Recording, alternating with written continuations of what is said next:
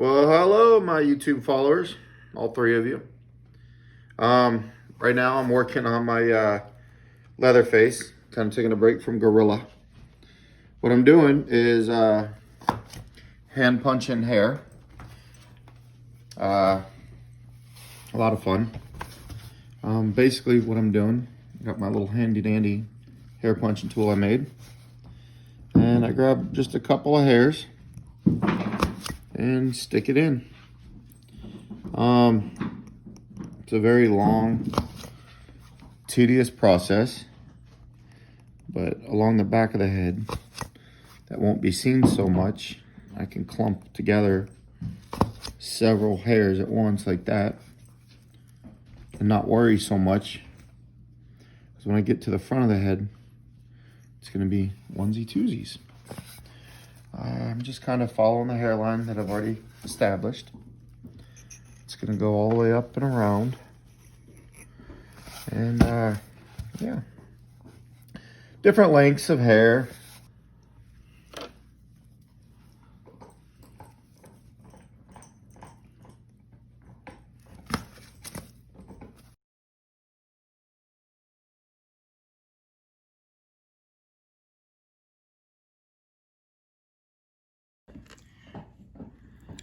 I am using a homemade hair punching tool. I use an X-Acto knife with the adjustable top where you can replace the blade. Has to have the cross up in there. And I use a sewing needle for leather. And I don't know if y'all could see it, but I cut the tip off to make a little hook. And that's what I use to make my homemade sewing needle, or hair punching needle. And I get my hair, lay it down, and with the hook, grab a couple strands, and poke it in to the styrofoam head.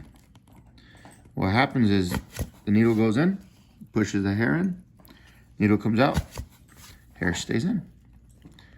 It's a little less expensive than buying an authentic hair punching tool, but you know, if you guys got the money, whatever suits your all's fancy is what you can do. But as you can see, just sitting here, just punching hairs.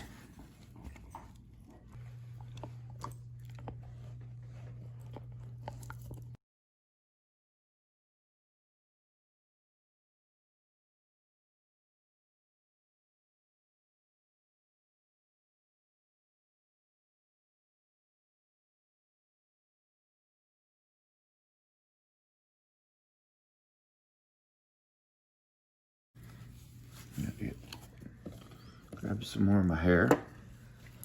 And this is just a wig that my little buddies graciously donated.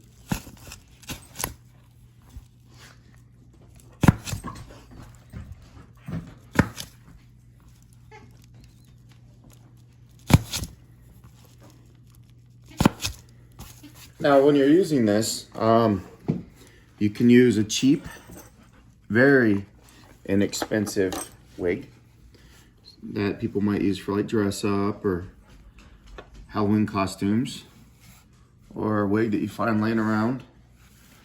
Or you can go to like a beauty supply store and buy any kind of hair. You could buy synthetics, or you can buy natural human clean hair. It's whatever you decide you want to use. And to give it a more believable look, you can go and mix several different colors of blacks and browns, or whites and grays, or reds and oranges, and you know, it's up to you to how realistic you want to make it look. Leatherface, you know, it's not real beautiful, but you know, I don't think anybody's really going to be paying attention to his hair color too much. The big thing is about an inch in to an inch and a half in from the hairline is when you really want to start getting fewer hairs.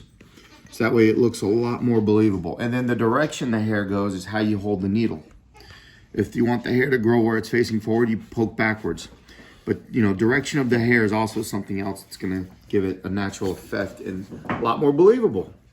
The easiest thing to do is to do this on a floor, preferably without like a lot of carpet or rugs. And you want to, you know, maybe do it in front of the TV, turn the TV on and have a good horror flick running.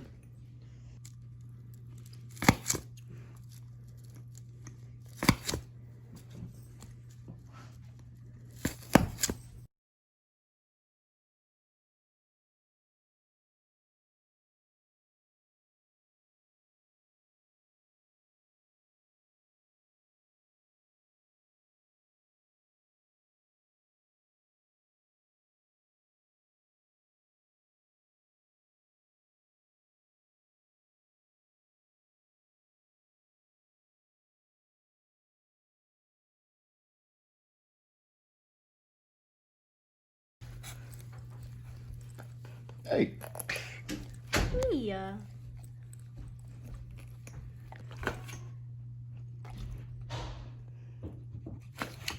Oh.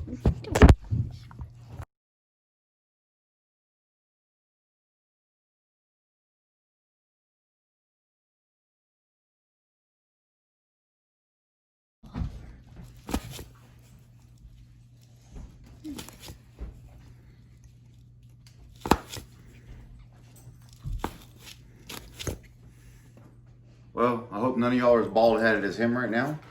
So this is part 1 of Texas Chainsaw Massacre hair punching tutorial. And part 2 will be up soon. YouTube channel, Tommy Toomey. Toomey out. Go make something. Woo.